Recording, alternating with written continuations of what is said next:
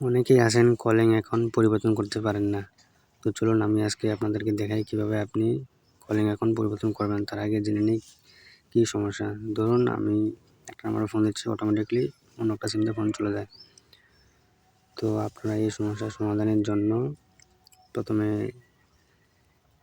সেটিংসে যাবেন।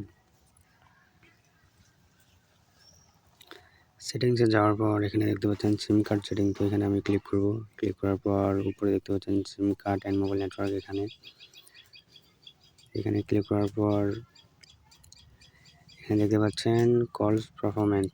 তো আমি এখানে ক্লিক করব। এখানে ক্লিক করার পর তো তিনটা অপশন আছে। তিনটা অপশনের ভেতর আমি নিচে যে অপশনটা আছে অ্যাক্স এভরি টাইম, তো আমি এখানে ক্লিক করব। তো চলুন এখন চেক করে দেখি ঠিক হয়েছে কিনা।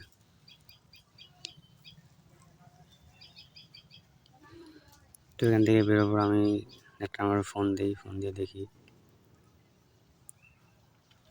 এখন দেখতে পাচ্ছেন দুটো অপশন আসতেছে। আমার ফোনে দুটা সিম লাগানো আছে, দুটোই আসতেছে। এখন যেটা দিয়ে মন চায় আমি সেটা দিয়ে ফোন দিতে পারবো যে কাউকে।